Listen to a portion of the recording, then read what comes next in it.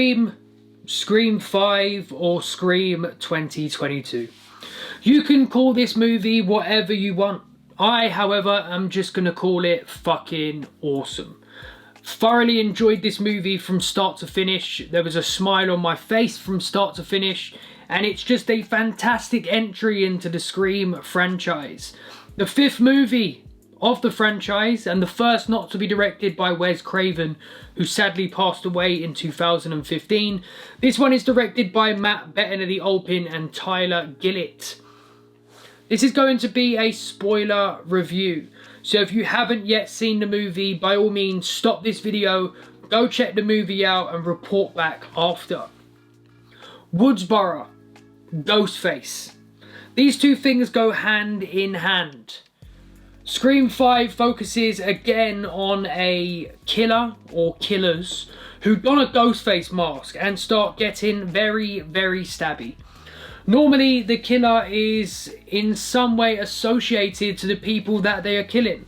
That has been the norm with previous Scream movies, and Scream is no different. Courteney Cox, David Arquette, and the Scream Queen herself, Neve Campbell, all return as legacy characters, and there are a bunch of new characters involved in this movie.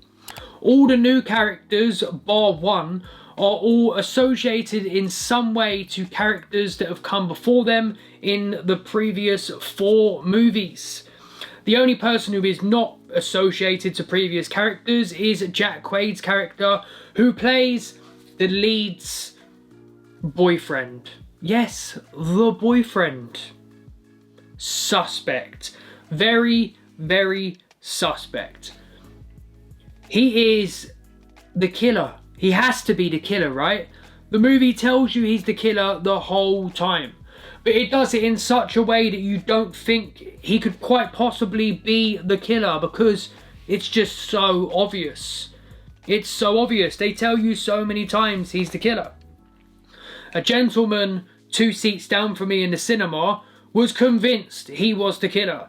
It's him, he's suspect, he's Buki, it's definitely him, and I'm sitting there thinking, no fucking chance is he the killer. It's just way too obvious.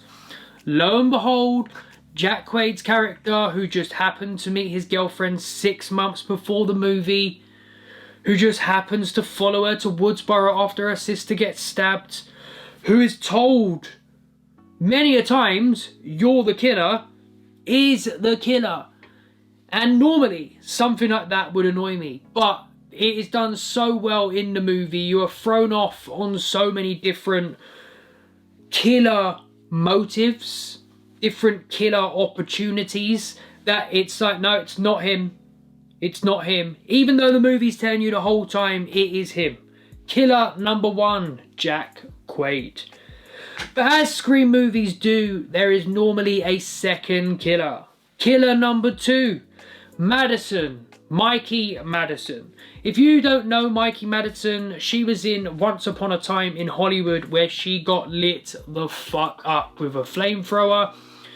When the poster came out for Scream, I seen her face and I put out a tweet.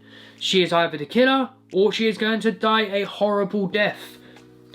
Little did I know I was going to be right on both accounts. She is the second killer.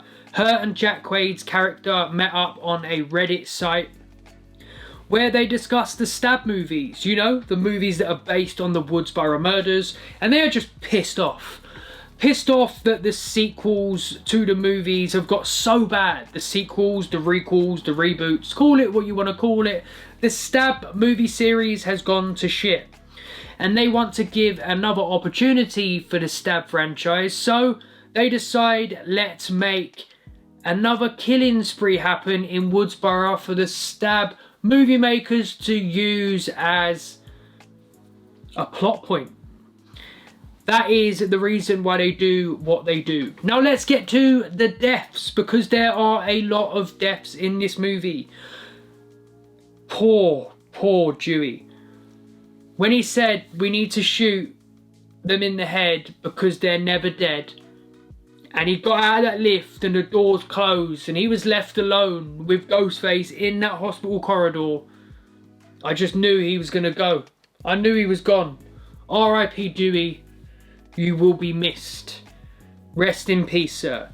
His death was fantastic, as were pretty much every single one of the deaths in the movie. My favourite, the best kill of the movie, was Mikey Madison when she got killed. When she went back to that stove and I seen the fire behind her and then she got lit the fuck up, I audibly basically shouted in the cinema, oh my fucking god.